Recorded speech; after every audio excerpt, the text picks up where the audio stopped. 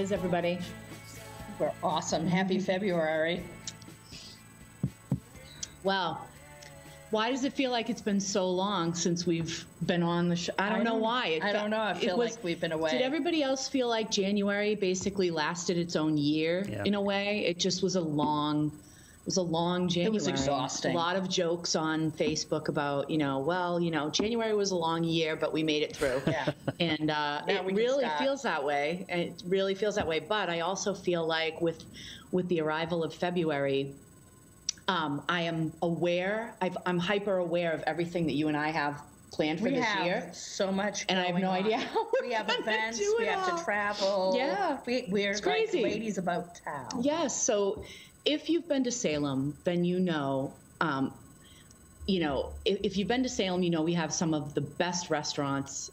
Fantastic. Definitely the best restaurants north of Boston, no doubt. And one of the absolute best and a personal favorite of mine is Turner's. Oh, love Turner's. And I'm so excited because we are going to do a tea. We're hosting the psychic tea at Turner's, which is going to be fantastic. Yeah, that's going to be fabulous. We're going to do a tea at Turner's. This is the first time we're going to do a high tea that has New England chowder. Clam chowder. It features the chowder. Yeah. I mean, I'm just like, it's we've never done that. It's a New England thing. But if you read our book, which I hope that you will when it comes out, because it's coming out soon, that the teas were originally pretty hearty because they were actually meals. They weren't just little snacks and things in the afternoon. They were actually like really great, meals that people would have with their families. So in the spirit of that, we're going to do what will arguably be one of the heartiest teas that we've ever done because it's going to have that fantastic chowder. Yes. I mean, we'll have all three courses like we normally do. We'll have the gorgeous breakfast breads. We'll have all the cutesy little sandwiches and things, and we'll have the desserts too. But we're going to add the chowder. Do you think that they will be able to make that salmon flake sandwich? We've been talking to them about it because that's one of the recipes in the book. It's a recipe that was generously shared by the Hawthorne Hotel. I love them. And I did ask if we'd be able to have that salmon sandwich. So I think they're working on it. It is. I think they're going to be delicious. So we'll have more info on the menu as we get closer to the date. But really excited. So that's going to be March 1st, Sunday, March 1st. Sunday, March 1st. So that's right around the corner. Shortly after that, Leanne and I are going to New York. The publisher is bringing us to New York. We're going to do 2 events in one day. We're going to host a tea for all the people that are, our team. We're going to host a tea for the team at the publisher, and we're also going to host one for the media. So this is going to be exciting. That we're super excited. And at the end of March, I'll be teaching a mediumship class here at Omen. Yes. And I believe the date of that is the 22nd. It is. Sunday the 22nd? Yes, it is. It's the night after the first seance here at Omen. Which is the first seance that Leanne's doing. And I'm hearing that a lot of the Salem glitterati are going to be going to that seance, that a lot of people people from the marketing team and people, other, movers and shakers in Salem proper are going to be attending that. That's going to be fantastic. Kickoff seance as well. So it's going to be a good one. It's going to be great. I wanted to bring up to you that I would love to talk to you about an idea that I had about Salem's Heritage Days, like Salem's Ancestry Days. This is something totally new in the beginning of May that's happening here. And I think we should do a special seance to call in the ancestors of the trials. Yes, that would be fantastic. I think you should host a special seance here. What does everyone think? That sounds good. Let us know if you think that's a good idea. We're going to have the largest number of people that are related to the people from the trials, and not even just those that were hanged, but also maybe people that were related to the judges, people that, actual families, like actual families downline from the whole ordeal. And I feel like how what more powerful than to have these family members all in this spirit parlor and have Leanne reach out to their ancestors and call in the ancestors. So I think that should be a very special seance. Yes. And we'll have more information about that as well. Fantastic. So without further ado, let's talk about the card. Well, for today. With the spirit of everything right now, this is for us ladies who know how to dance a pole and over 50, making a statement. Yes, yes, this is for us ladies. It's for the ladies over 40. It is the Seven of Wands, because we shall persevere. You know what? There are times in your life where you feel struggled. And let's think of our inner beauty. It comes from our strength and our power. And the Seven of Wands being definitely related to fire. We're just pushing back on all the BS that's out there. This is about remaining on top through competition, okay? And this is a time when you look at this card and you meditate on it, you're going to say to yourself, I have something others want, and I need to fight for what is mine. And this is really, honestly, it's all about long-term commitment. So when you see this card upright, this card is inspired to get you going, fight back for what's yours, and for productive challenge, okay? So, hey. With the winter blues, we all have to put a little more energy in getting up and going. This is starting the gym again for me. When I see this card, I'm going to be like, you know what? You know what? I'm not done. I still have beauty inside of me, and I will fight for it. I will fight tooth and nail. This card is like challenge accepted. This person looks sort of outnumbered, right? But this person's got the high ground. You know? So it's like you do have advantages. You may feel outnumbered, but you're not. So, dig deep. Get in there and dig deep and find that fire. Find your fire. Scream like a lion.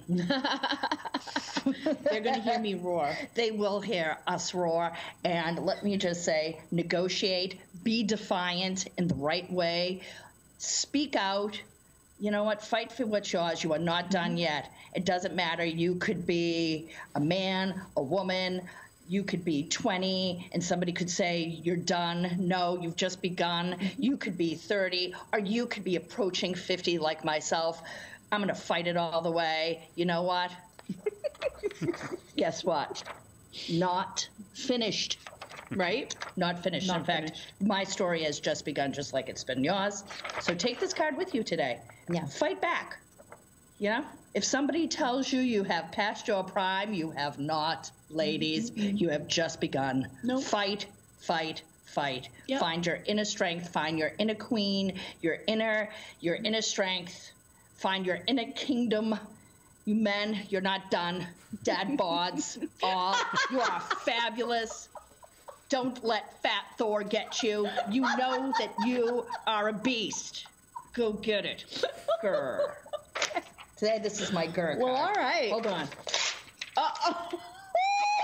Oh, no. Oh, no. Okay. What were the odds? I can't today. Oh, no. I can't even I today. rolled right off the wrong side of the bed. Oh, my God. All right. What were the odds of a Fat Thor reference today? Right? Yeah.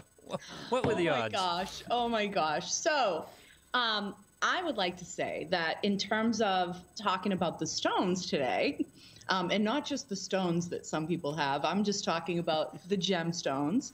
I want to talk a little bit about incorporating them into your daily life and your daily routine. And since we're focusing on inner and outer beauty and where beauty and spirituality intersect, I thought, what better way to discuss this than to talk about how gemstones have found their way into the beauty industry. This is actually a facial roller. This is my facial roller.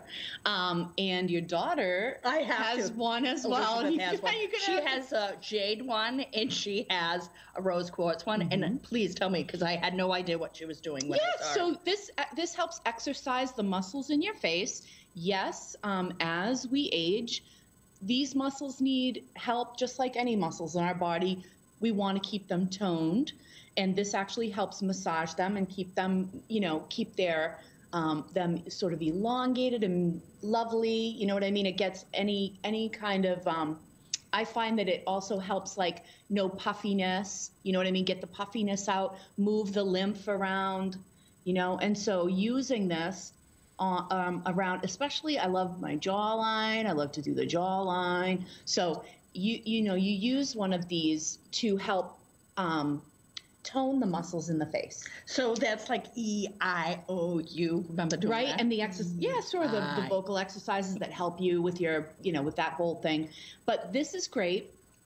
And what's awesome about, I think, for rose quartz in particular, because rose quartz is a stone. This is one of my palm stones, one of my treasured palm stones. I love this rose quartz. So amazing. I wish you could see how beautiful it is, but I don't know, the camera's really not giving it its due. But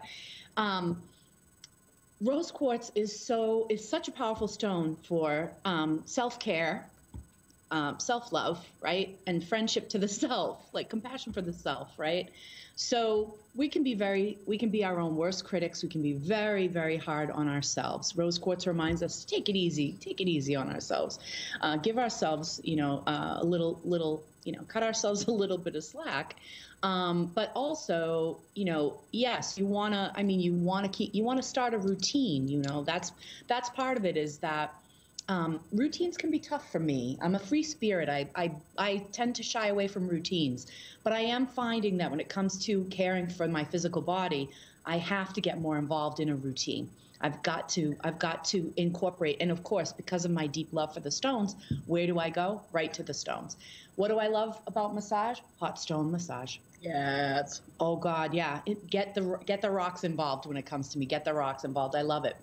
So this was a no-brainer for me. Rose quartz is gonna, you charge this up with that feeling of love and beauty and just that comfort feeling of like, a positivity, basically. Now, some people use onyx is also popular in this, and that's cool too, because that's removing the bad, right? Okay. So removing the bad. Onyx tends to absorb a lot of negativity, which is why some witches are so afraid of it. But they shouldn't be. Because as long as you know how to cleanse your stones, it's not a problem that your onyx absorbs negativity. It's absorbing it for you. It's protecting you. And in turn, you can clean it. You can clean it with a number of different things, and we can get into that at another time. But just know that these come in many different stones. And so whatever, focus on what you're drawn to and also what the use of it is. If you feel like you've got some troubled skin and you'd like to try to focus on drawing out impurities, then onyx would be a great choice. That would be a great choice. Jade. Well, yes, I was gonna... Longevity. There's no, I think of instantly when I think of jade, I think of longevity. And so retaining your beauty, throughout your life, as your face changes, retaining its beauty. So not necessarily always trying to look like a 16-year-old. That's really not, that's not really attainable for most people. But retaining the beauty and retaining the glow and retaining that radiates from inside of you, and and that sort of idea of timeless beauty. That's what I think of when I think of jade. That's what I think of. So any of those choices would be good, and especially like I was just thinking amethyst. I think I've seen these with amethyst, and that would be an interesting choice as well if you're trying to develop new healthy habits and detox and get rid of your old bad habits. Then amethyst would be an excellent choice. Beautiful. So there's a lot of different ways that stones can support beauty. I actually remember an old shop that's no longer in Salem, way back in the day, late 80s, early 90s. I remember them selling a line of beauty products that had crystals inside, like a big chunk, like a big amethyst, a big rose quartz, a big clear quartz crystal, all the different, like the toner, the moisturizer, everything had, when you got down to the end, you got a crystal, and I remember trying to get the crystal out of the bottle, at the end so I could keep it and save it. And so they actually imbued the, whatever lotion you were putting on your face with the energy from the stone. That's an incredible idea. You can do that. you can do that yourself. If you get the kind of beauty product that comes, in a container that's pretty easy to open. Now, I would not advise you to do that with porous stones. I would advise you to do that with stones that are not porous. Right. Yeah, you don't want to put selenite in there. You won't have a selenite anymore. It'll just dissolve, and that's not good. But stones like quartz crystal and things that hold their structure even when they're exposed to liquid for an extended period of time, those would be good choices. And if you use a quartz crystal, you can imbue that crystal with whatever you want. That's what's great about crystal. It's totally programmable. So whatever it is that you would want to imbue it with, you could charge that crystal for that purpose. And then every time you did your morning routine or your nightly routine before bed, what have you, putting on that lotion and reminding yourself of that purpose, you'd be doing the work and the stone would be there supporting you. So loving yourself. You really, these stones, make them a part of your daily, your mundane practice. Pull the magic into the mundane. Get that, cross those boundary lines, because it's all, it's all just a part of it. It infuses itself into all the parts of your life. So why not, right? Why not? People walk around with the crystals in their bottles of water. Oh, right. Yeah, absolutely. Those charging bottles. Yeah, those are amazing. Right? Those are amazing. And always, always in my pocket is a carnelian for my fire. There you go. And always in my pocket is a malachite for some money. You put that right in your wallet. Do we have Tim yet? Yes, we do. Tim. Yep. Hello, Tim. Hello. Good Tim. I was going to say good morning, but it's not morning anymore. It's good afternoon now. Good afternoon. It's afternoon tea. It's afternoon tea. Yeah, great. Well, thank you for having me on the show. And I just wanted to recap before we jumped into February about January, because there was a huge astrological influence with the Saturn and Pluto conjunction. And, Saturn was rebuilding, Pluto was tearing down. There was a lot of transformations, but Pluto also rules power and fears, like even psychological fears that we bury deep. So I feel like there was a lot of fears that came to the surface in January. And that's just, we talked about it a couple months ago. I don't know if y'all remember that it started in the end. We talked about it with some trepidation. Yes. It's here. Yes, and, we mentioned how even one Saturn-Pluto conjunction several hundred years ago in Capricorn ended up causing the Black Plague. And even though that didn't happen, we had that fear of the coronavirus happening, right. The fear of World War III, the Australian fires. So many fears in the month of January.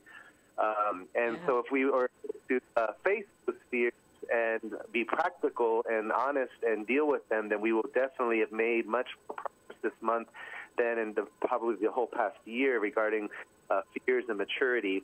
But then the new moon in Aquarius happened on the 26th, and this was like a fresh start to everything, vision and our goals, because we just come from, tearing down what wasn't working, facing our fears. And so this new moon in Aquarius really livened up our mind, and I think this is what you all might have experienced with setting those goals.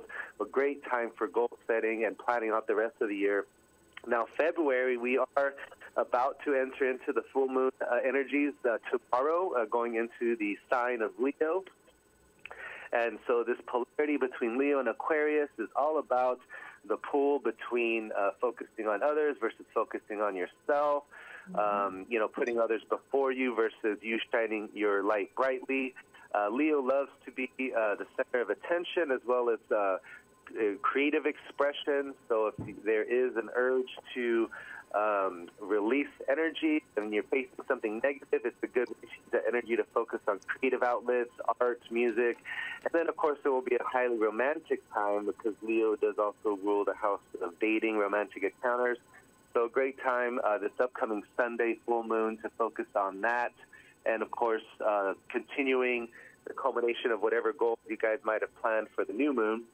And then the following week, we've got Mercury retrograde. So this is going to be a shift of energy. It lasts a few weeks from February 16th to March 9th. It will be happening partly in Pisces and partly in Aquarius. So a great time to focus on humanitarian goals, creativity, inventions, And then on the 25th of February specifically, Mercury will conjunct the sun, bringing illumination to our mind. So pay attention to that date, February 25th, right in the middle of Mercury retrograde. And even though the new moon later in the month is going to happen in Mercury retrograde on the 23rd, this is going to be a new moon where we really want to lunge forward because it's going to harmonize with Mars and Capricorn and Uranus and Taurus. But since we are going to be in Mercury retrograde, instead of actually initiating the project, the great thing to do would be to plan these projects out, structure them, prepare them, get them ready. So when Mercury goes direct, because starting the project and putting it into motion may backfire or shift directions that you're not prepared for. So great time during the new moon to plan, structure, prepare for all those projects you want to incorporate. And that is, in a nutshell, what's going on this month. We've got Valentine's Day coming up. So in the spirit of giving, I am planning to do a promo for everybody. Before we get to that. But yeah, for the whole month of February, anyone that's listening to this show or mentions the Psychic Tea, you heard this promo on the Psychic Tea, you will get 25% off of all Synastry reports. So a Synastry report explores the energy and compatibility between two people. It's mostly romantic relationships, but it doesn't have to be a romantic relationship. It's going to just really explore the energy between those two people, basically looking at two charts. So I wanted to put that out there to everybody. That's incredible. That's fantastic. That's a great deal. So, thank you. I love it. Absolutely. So should be not as much of a crazy month as January, but we do have that Mercury retrograde going on. So as long as we listen to the shifts of energy in the universe this month, we could really get a lot out of this month, and also planning for the rest of the year as well. And but yeah, that is in a nutshell what we're looking at. What date does Mercury go direct? I mean, what date does it go retrograde? So it goes retrograde on the 16th. The 16th of February? And it goes direct on March 9th. And it goes direct March 9th. Okay. Have a good Valentine's. Well, thankfully, we won't be traveling during that. We won't be traveling. One thing I forgot to mention. One thing I forgot to mention, on the day that Mercury goes retrograde, Mars is going to enter into Capricorn. Now, Mars is exalted. Yes, it's exalted in Capricorn. That's where my Mars is Capricorn. Oh, that's great. I know that. I'll have to message you after this call, but you are going to be experiencing your Mars return pretty soon, and it's important to pay attention to the day that happens. So I will message you about that later. But Mars in Capricorn, the fiery and passionate energy of Mars is very structured in Capricorns, and Capricorn rules the house of status and career. So this is a great time, really the next 2 months, that we can use that Mars energy to get ahead in life, move up in the world, even get a better career. So just wanted to also mention that that's kind of going to be a big thing happening the next 2 months. Mars will be in Capricorn. Amazing. I love it. Awesome. Thank you so much, Tim. And remind everybody of how they can reach you to go ahead and take advantage of that great special. Yes, absolutely. I'm easily found on Facebook, Tim McGovern or Soaring Wolf. Feel free to message me or add me, and I'll be looking forward to helping a lot of people this month, and just wanted to do something to give back since the show has been so great. Beautiful. Thank you, Tim. Thank you so much, Tim. We always appreciate your astro forecast. Absolutely. Thank you, ladies. Have a wonderful day. Thank you. So, in thinking about what we wanted to talk about right before Valentine's Day, I know a lot of people probably would have expected us to have a relationship expert on, and that would be good. That would be a good idea. But actually, we wanted to sort of focus on self-love, because if you don't love yourself and care for yourself, how are you going to love somebody else and care for somebody else, right? Perfect. Yes. So we wanted to talk to Dr. Debbie. We wanted to bring her on and have her talk about especially the place where even modern medicine is admitting that spirituality has an importance when it comes to physical health and physical beauty. So without further ado, Dr. Debbie Palmer. How are you, Dr. Debbie? Hi, Dr. Debbie. Hello. Hi, guys. Good. Hi. Hi, how are you today? Doing great. I'm very pleased to be speaking with you. Yeah, we're thrilled to have you on. So I'm excited because this topic couldn't really be any more timely after the kerfluffle that ensued regarding the Super Bowl halftime show, which I cannot believe that people are acting like it's a major news flash that women over 40 are hot. But in case you've crawled out from under a rock that you crawled under 200 years ago, yes, I'm sorry, but 50's the new 30, and that's just the way it is. So yeah, I think women are really taking care of themselves these days. They really are. We have figured out quite a lot. Yay sunscreen. Yay, drink more water. I could go on, but yes, we've figured quite a few things out, and we're reaping the rewards for that. So, and taking care of our spirit shines through not just our personalities, but it also makes us beautiful on the outside. Being beautiful on the inside will sometimes creep out to the outside. I think that's really a big part of it. Is that I love that your focus is the idea that, beauty intersects with spirituality, that it's mind, body, spirit, that everything is intertwined. Now, you're a specialist in osteopathy. Can you explain a little bit for our audience of what that really means, and how did you yourself decide that was going to be a focus? Sure, yeah. Osteopathy is a branch of medicine that it focuses on all systems in the body and how they're interconnected. So osteopathic physicians are fully licensed physicians. We practice this whole person approach, and we're in all specialties. So, we have the typical 4-year medical degree just as an allopath, also internship and residencies. But we have this philosophy that we look beyond symptoms, and we understand lifestyle, environment, things like that impact our well-being. Beautiful, yeah. And if I may, how would you characterize your own spirituality? What would you, whatever you're willing to share about your own personal spirituality? I found as I've aged, my spirituality has grown. So I think there's a deeper understanding that we all are connected, that there is a respect for all and a love for all. And I think that's really grown with me through time. It's like age. I needed a little bit of age to really grasp it as much as I do right now. Wonderful. That's Wonderful. Amazing. And I know that you've talked about Reiki in the book, Mindful Beauty. You talked about, which I'm lucky enough to have an advanced copy of. You talk about Reiki. Do you? I know it says that you practice that in your own life. Do you ever actually do Reiki for your patients, or is it just something you just do in your private life? Well, I'm trained in Reiki. I don't use it formally on my patients in the office, but I do use it in my personal life.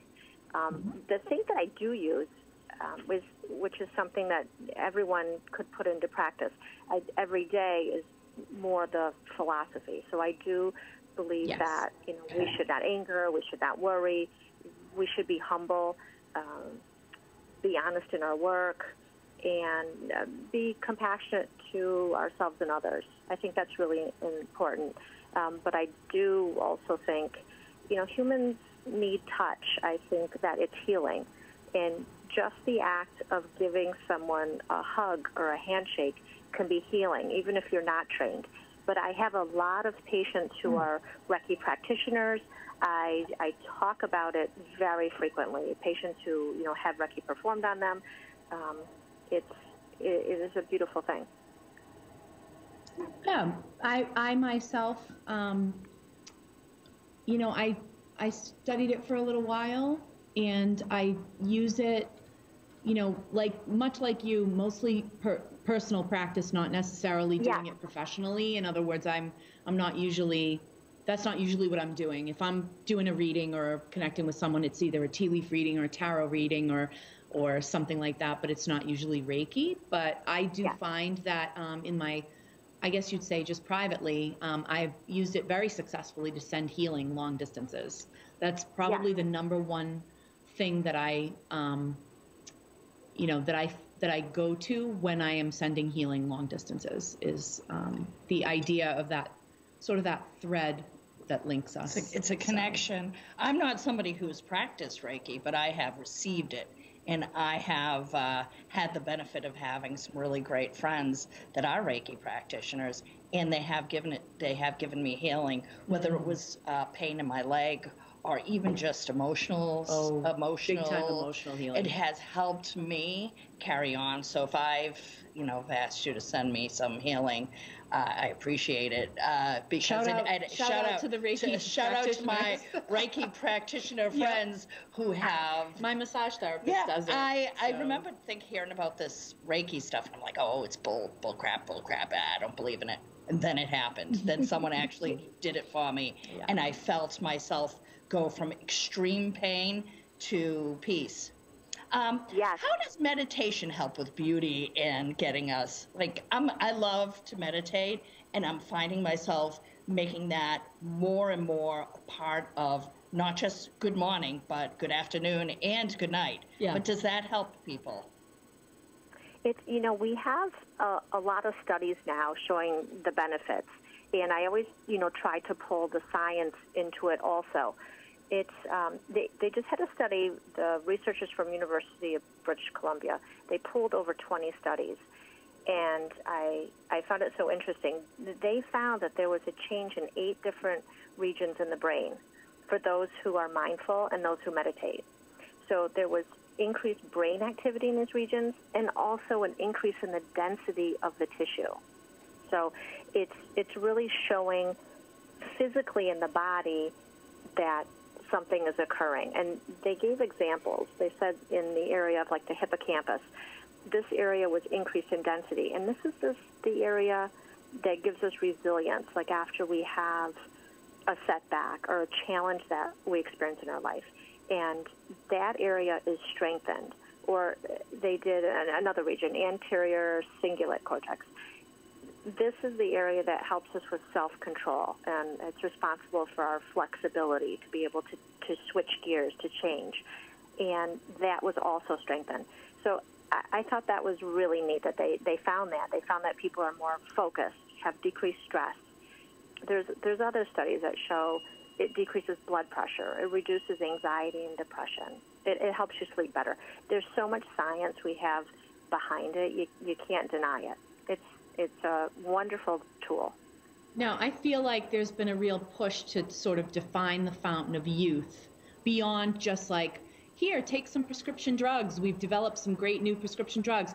Not knocking that. That's wonderful. We're living longer because of it. But there's definitely been more of a push to discover what things we can be doing, even small things each day, to increase not only our longevity, but also our quality of life over the long term. And what are the most important keys, in your opinion, for that? Yeah, and I talk about this in the book. So I think the real fountain of youth is the lifestyle that we live. So this is the food that we eat, how we move, how frequently we move, how much sleep we get, and do we nourish our spiritual sides. It's all of this pulled together. So there's a lot of data on sleep, and if you don't get enough sleep, what happens to your hormones? How does that change? How do you gain weight? There's a lot of data behind that. So I think the fountain of youth is not one thing. It's really all of these things pulled together. Now, what's something simple that someone could do, a change that they could do right now, to help their sleep, because I hear a lot of people struggling with sleep, and it's not as simple as, oh, go to bed an hour earlier. Then people just lay in bed for an extra hour. So I feel like, do you have any recommendations of things that people can change to try to get better quality of sleep? Yeah, and I touch on this. We talked about it with the meditation already. I think that the idea behind that is that we need to take time out to nourish our inner selves.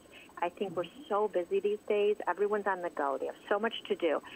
I don't think we're getting enough time to just stop.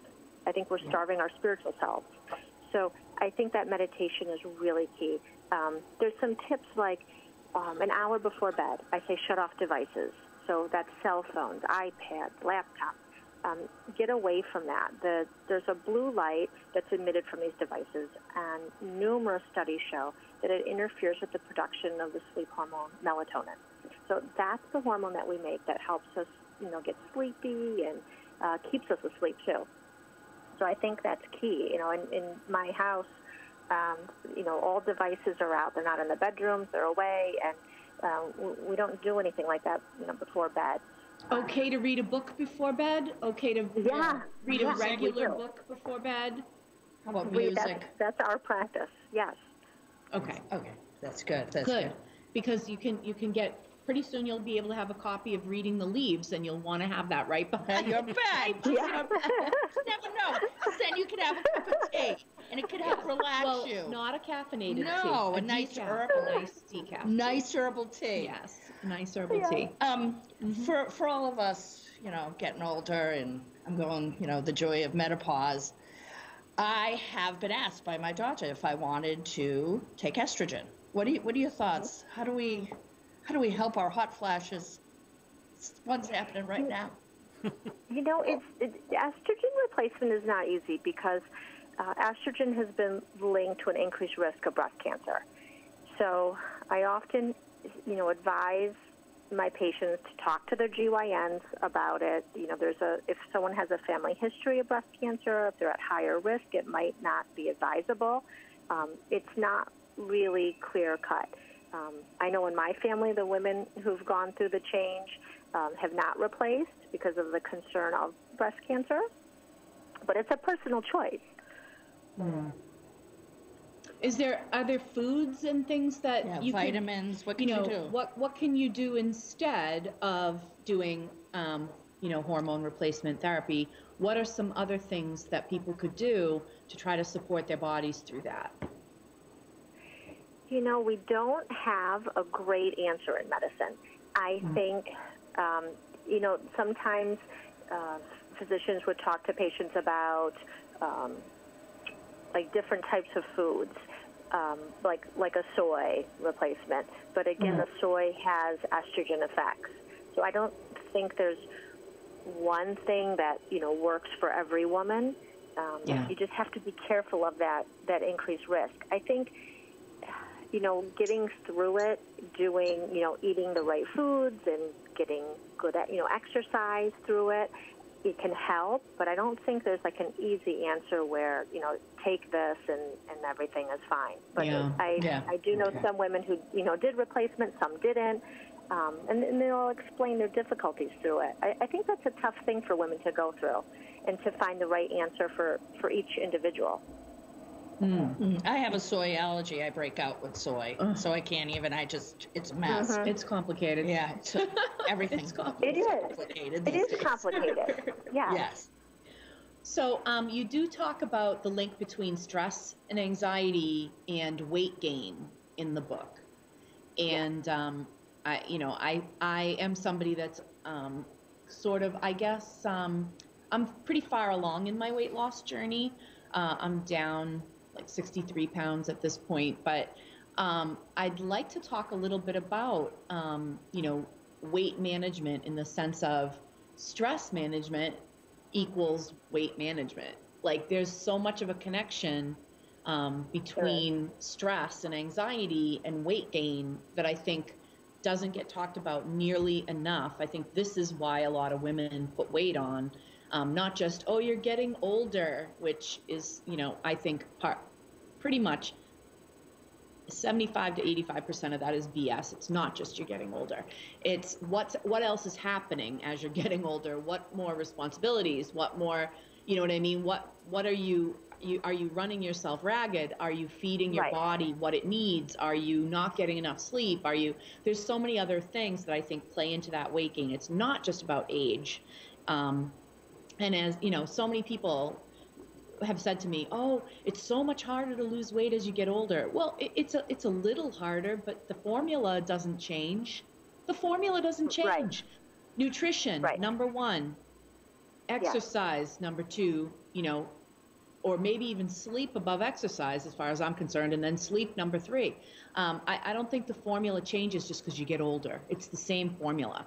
It's the same thing. You've got to get your nutrition right. You've got to sleep right. You've got to move your body. That's pretty much it, and I feel like moving your body in terms of taking fat off your body, the nutrition has to be number one. Yes. And of course, with strength, flexibility, all those things come more into play with exercise. But if you don't get that fat off your body, you're not going to want to exercise. So it's actually like, for me, I feel that nutrition was absolutely job one. And I don't feel like there's enough, genuine knowledge being shared about nutrition, not just here's a fad and here's how you do the fad. It should be like genuine knowledge being shared about nutrition. And what is your experience regarding, how to attack stress and anxiety so that, when you want to take weight off, you're actually fixing the actual problem of the stress and anxiety, not just fixing the weight problem? Right. I think the first way to break the cycle is to have the awareness. So this is a mindful issue to start out with. So we have to be aware that we're feeling stressed. A lot of people are stressed, but they don't really tune into it necessarily. So we've got to begin to understand we have it, and then we have to work on reducing it, and then to break the cycle. And raise your hand out there if you're a stress eater. Yes, for the stress eating response, or Lou's even got his hand out. Yeah, I mean, honest to God. Yeah, the sleep is the second part, and you touched on that. So it is the stress eating, but it's also the sleep. If we have studies that say if you even lose 30 minutes of sleep a night, it slows your metabolism. It can create insulin resistance and weight gain.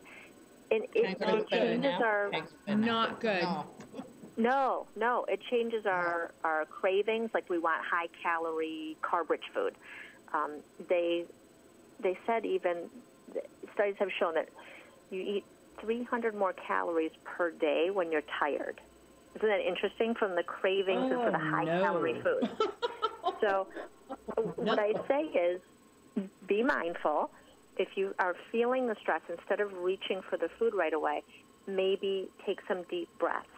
Go for a walk. Be in nature.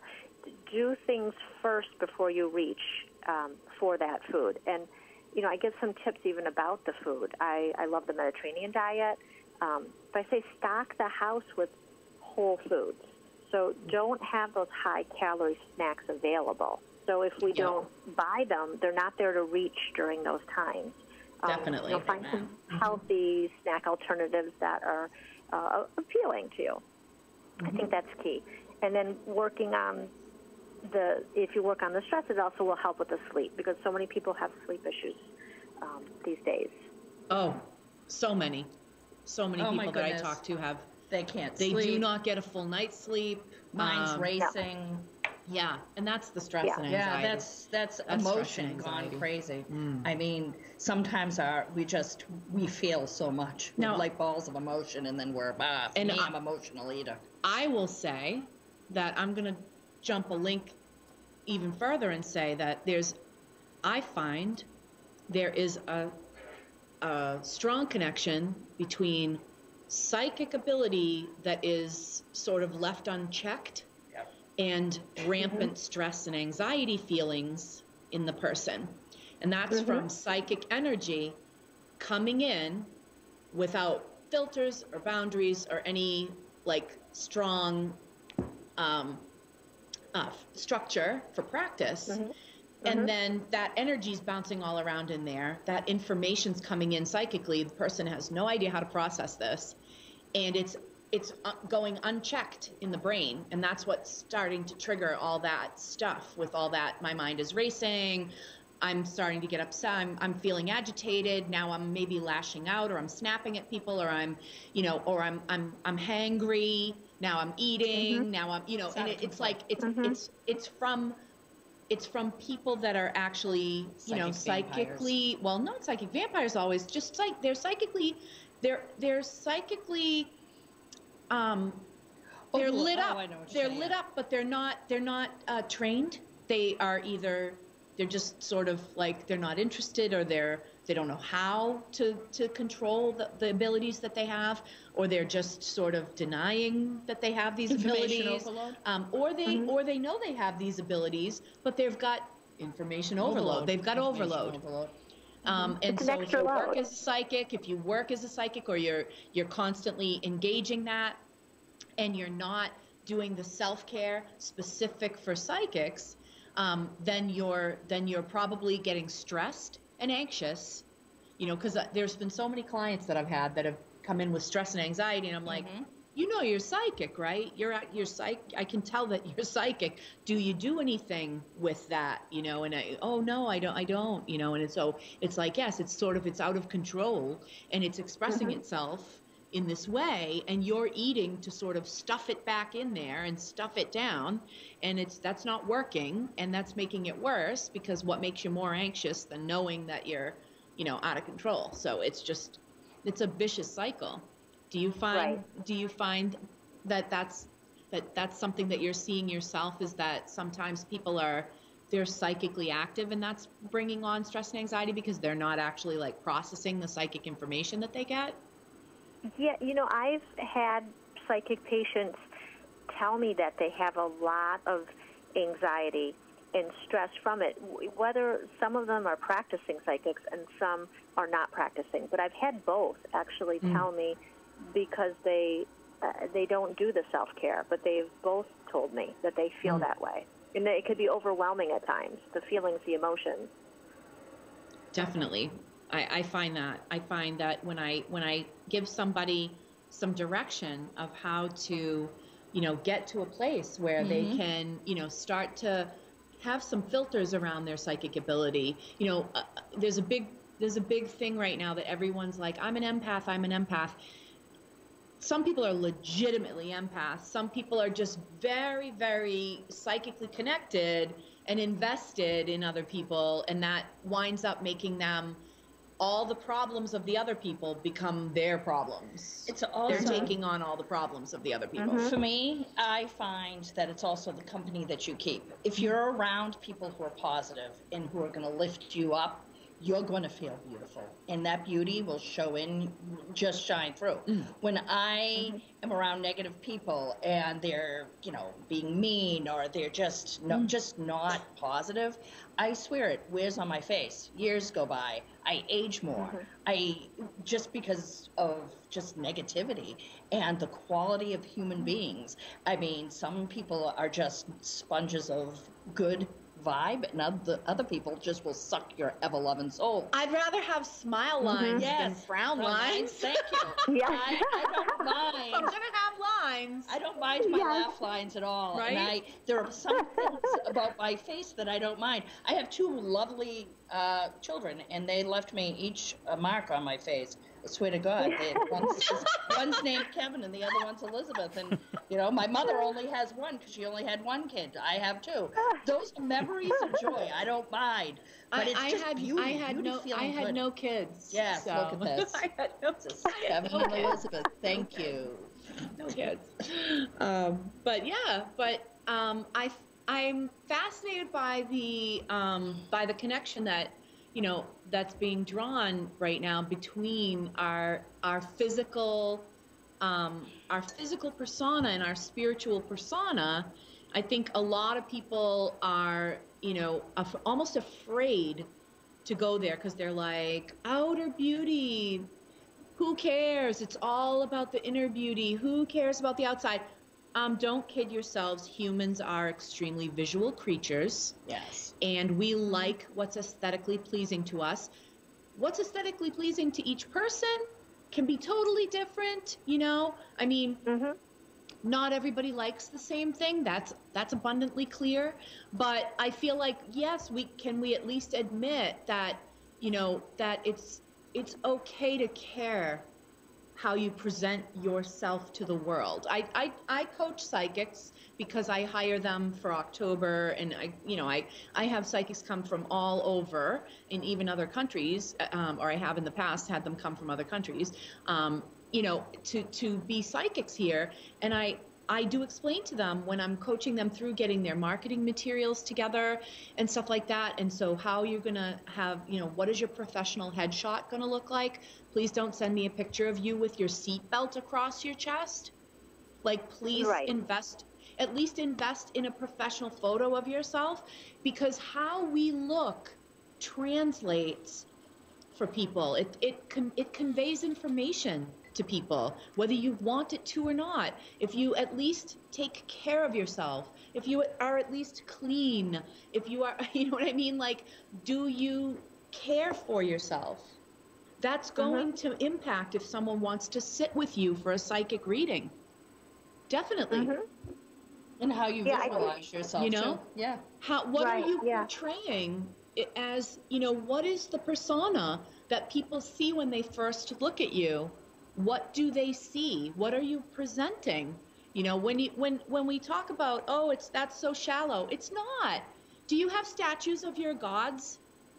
What do your statues look like? Do your statues look beautiful? Do your gods look pleasing to you? Do you think that's an accident? You know what I mean? And we care what things look like. Let's admit it.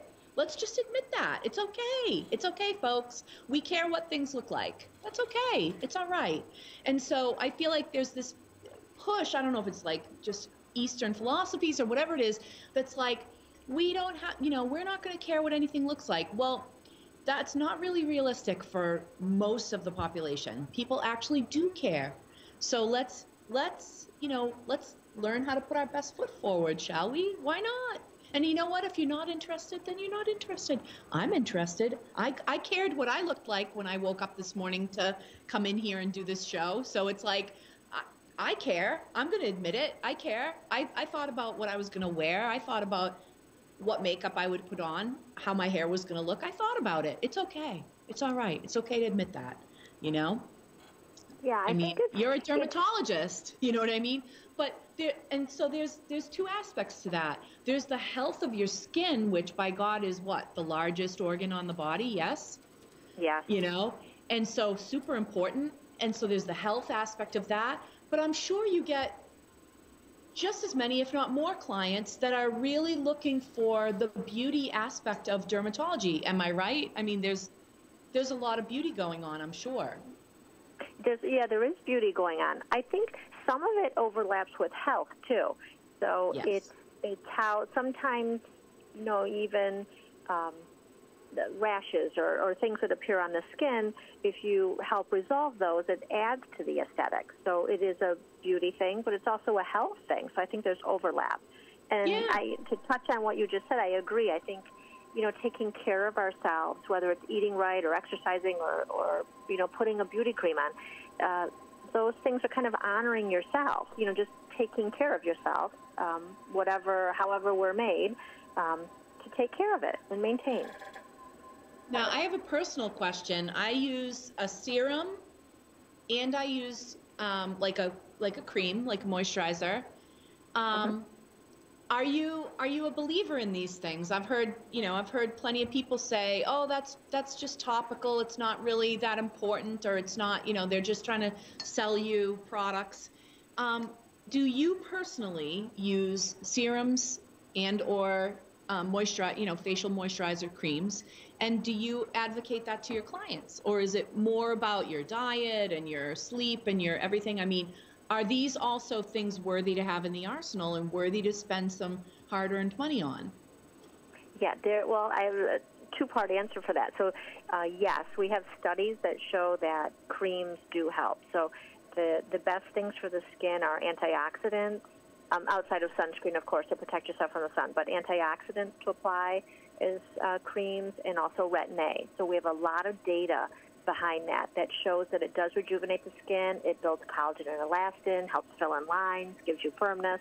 So it's not going to be the effectiveness of like a laser procedure or Botox or something like that, but it does help. So I believe in daily maintenance with these. Also, acids are great for the skin. Just as we get older, we don't exfoliate as well. So I personally use antioxidants every day. I use Retin-A's every week.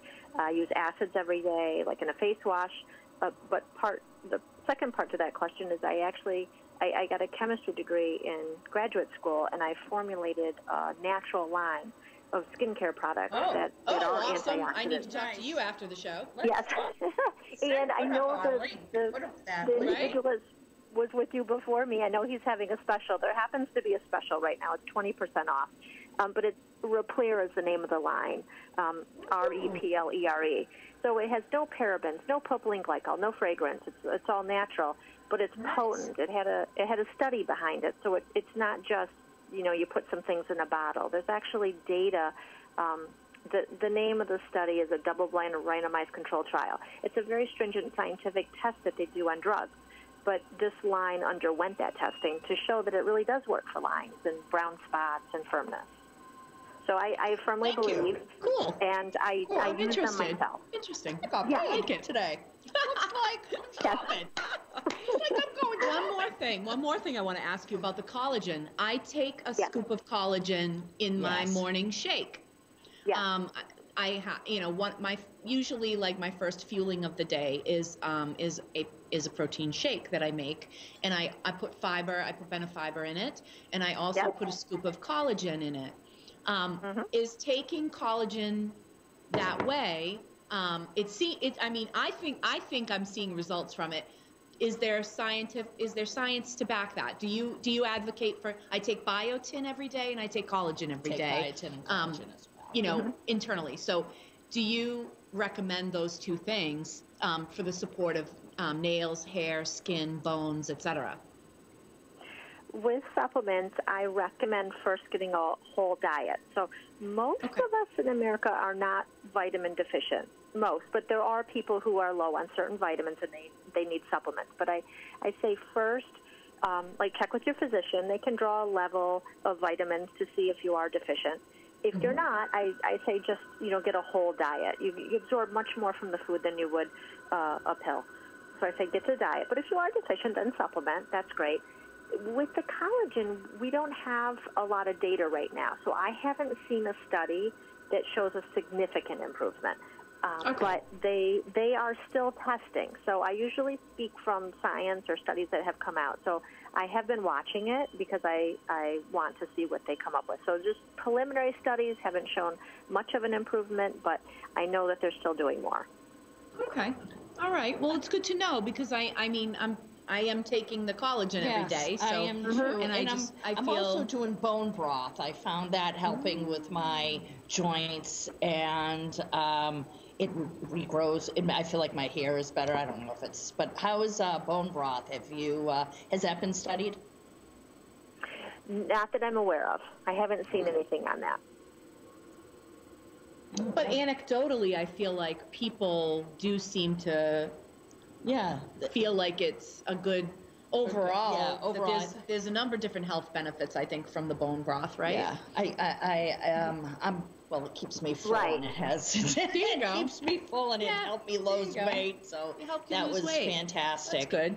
Anything like that, Yes, it's all. Yeah, and all I know people who take it who swear by it, and they say that it does help. I have a lot of anecdotal people who have this data, but I haven't seen a study on it.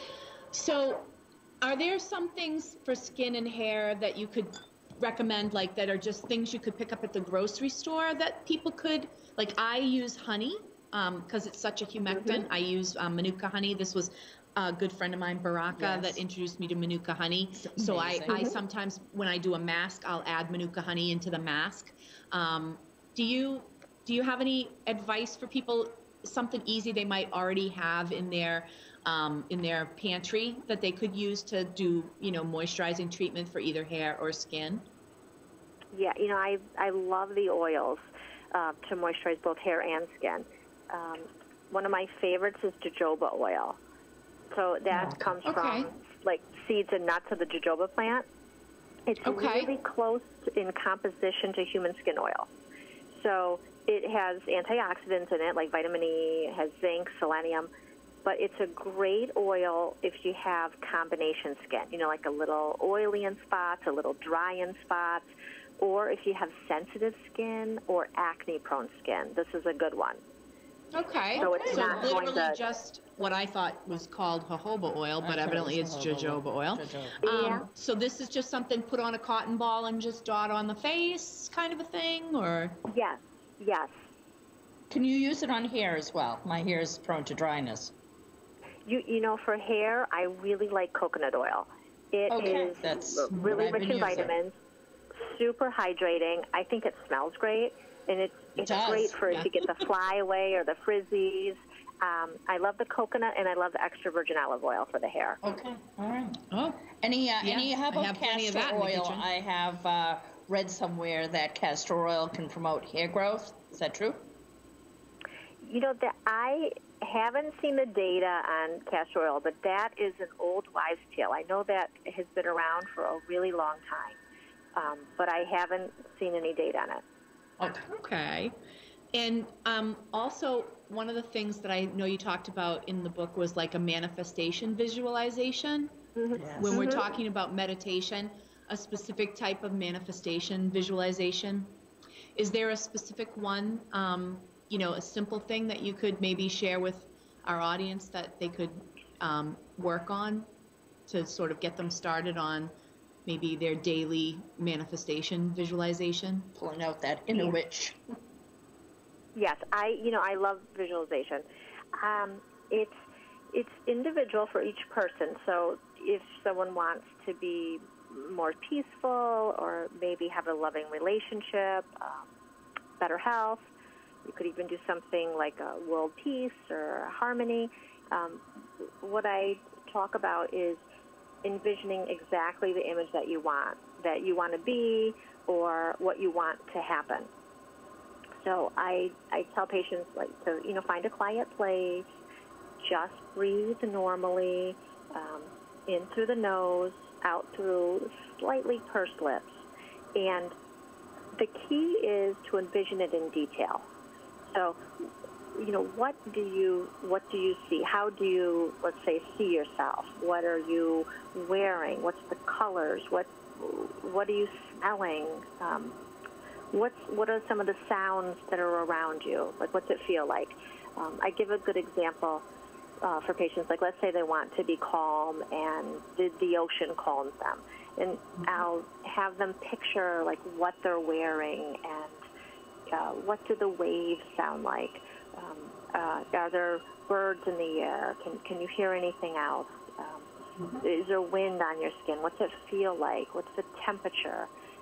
What's the color of the water? So I think the key is whatever the situation that you want, you have to put a lot of detail into it and think about that, envision that, and put it in the mind, put it in the inner eye, and put that energy out. I really firmly believe that you're able to attract into your life what you desire. Now, for a rare number of people that don't have that sort of inner screen of the mind, is there an easy breathing technique that we could share with them right now to also find that inner calm in the moment as part of our sort of stress reduction mission that we're on right now? What kind of a breathing technique? Is it like breathe in for 5, hold for 5, breathe out for 5, and stay out for 5? And is that something you recommend? Or is there a simple breathing technique for calmness that we could, share? I really like the diaphragmatic breathing. It's deep and slow. This is something that's been around for thousands of years. I tell them just to, if they can, get into a quiet place, but sometimes it just may be even the grocery store if that's, where they need to calm down. Try to make yourself as comfortable as possible. If you're in public, it might not be easy, but if you're in a personal space, you could sit or you could lay. Try to relax the head, neck, and shoulders. And if you lay down, maybe put a pillow under the knees or maybe a pillow under the neck, whatever makes you comfortable. Mm-hmm. And I say put the tip of the tongue behind the roof of the mouth and back of the front teeth and inhale for a count of 4. So deep where it's in your abdomen or your stomach. It's like a deep breath, not up in the chest. And then hold that for a count of 7. And then exhale very quietly through the mouth for a count of 8. So it's like a 4, hold for 7, out for 8. And that's one cycle. And I say to repeat that for about 5 minutes. If you do it 1 to 3 times a day, that's helpful. But it's a nice, deep breathing. And, I breathe like this also. And you really feel a difference when you finish, when you start and when you finish. Sometimes even at lunch, I'll do this technique. Just take 5 minutes and just do breathing before I start my afternoon. It really is like a cleansing. I can tell a calmness that comes over me. I can feel it when I finish. That's fantastic. That's fantastic. That sounds like a very easy technique for people to do. It is. What do you I do it at my desk. What is about where you put the tongue? What's the theory about that? Well, I think it gives you focus. So while you're breathing, you have something that you're also doing. Okay, so you're trying to hold the tongue in place. So you're kind of, so you're engaging that part of the mind that is super active and wants to think about more things. So you're keeping it busy. So you're not wandering. Correct. Getting my anxiety under control, which is something I actually have achieved very well. Holding a palm stone while I do something like that is also something that I've done with great success. Mm-hmm. Typically, my go-to in that situation is a hematite. But, honestly, just about anything that soothes me, even this rose quartz would be just fine as well. It's more about, for me, when it comes to that, sometimes it's about the shape and the way that it feels in my hand. So, I know that I'm getting the benefits from whatever stone that is. I seek out, these sort of perfectly sized round, stones to sort of just fit. Oh, yeah. So, that's one of the reasons why I carry these when I'm out vending as Gallows Hill Witchery. I bring palm stones with me. It's one of the things I'll always have for people because I work with them. I love beautiful things. I love the beauty in things, but I love a good tool. I'm a practical girl. My Venus is in Virgo, so I love the practicality of the beauty. And so I love something I can actually use, not just look at. I mean, I have plenty of things, I have plenty of crystals, all around my home, but I like something I'm actually using, something I feel like I'm actually incorporating it into my practice. Do you use crystals, by the way, in your practice? Do you have them in your office in New York? Yes, I don't use the crystals on my patients, but yes, I have them in my office. 3 of my favorites are turquoise, amethyst, and clear quartz. So yes, turquoise I have them is a great office. Healer. Yes. Turquoise I even have them in my home. Powerful healer. Yeah, I really like it. Yeah. I have a question that someone asked. Anne Marie had a question, wanted to know if you had any tip for people who are going through chemotherapy. Ooh, selenite. Yeah. Sorry, that's I do. me jumping in. Go ahead. Yeah, I mentioned in the book a meditation for that, and I actually had quite a few women write to me who were going through chemotherapy and talking about the difficulties that they had going through, both how they looked and also spiritually how it drained them. And I wrote this meditation in the book because I wanted to help people when they're going through a difficult time.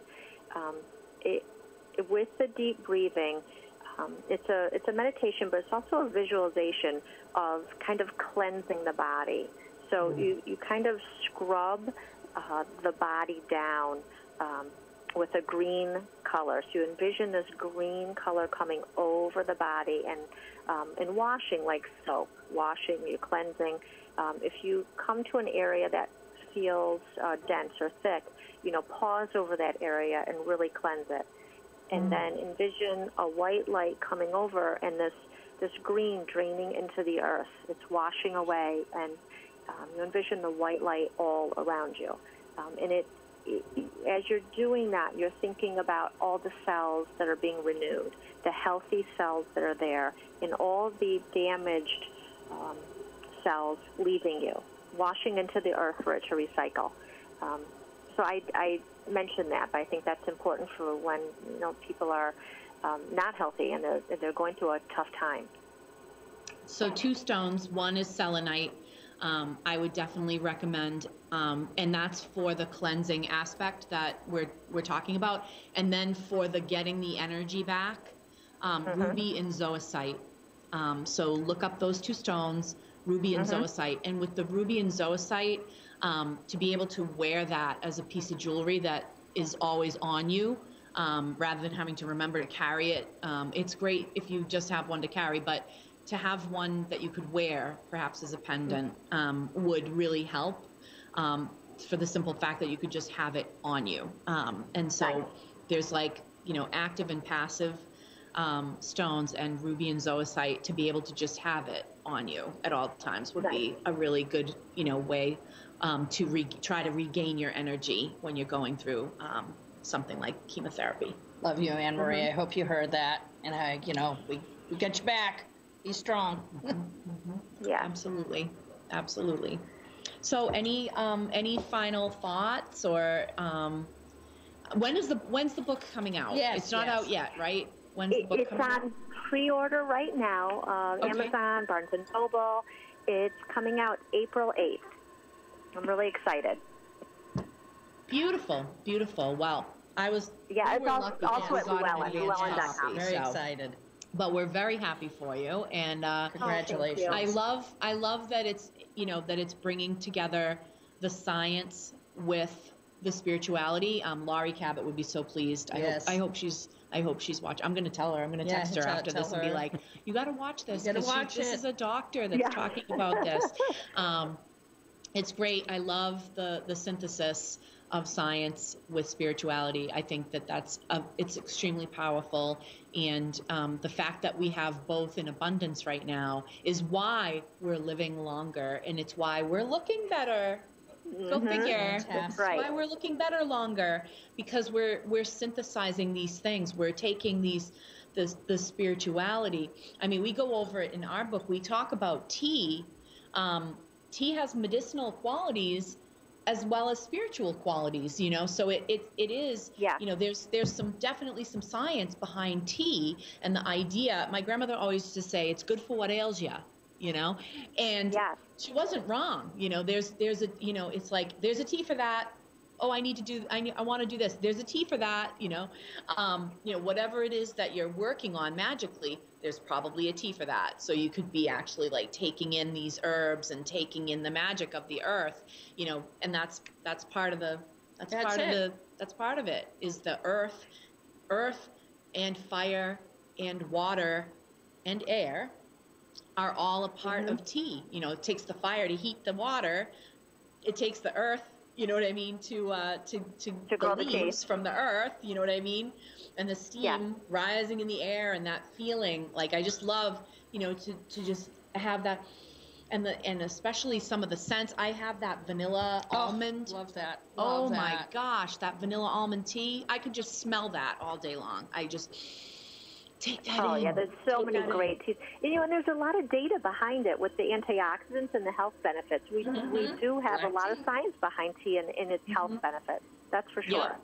Yep. I mean, my nanny lived into her 90s, and she drank tea all day, every day. She was tea all day. So, yes, I also love tea. Yes.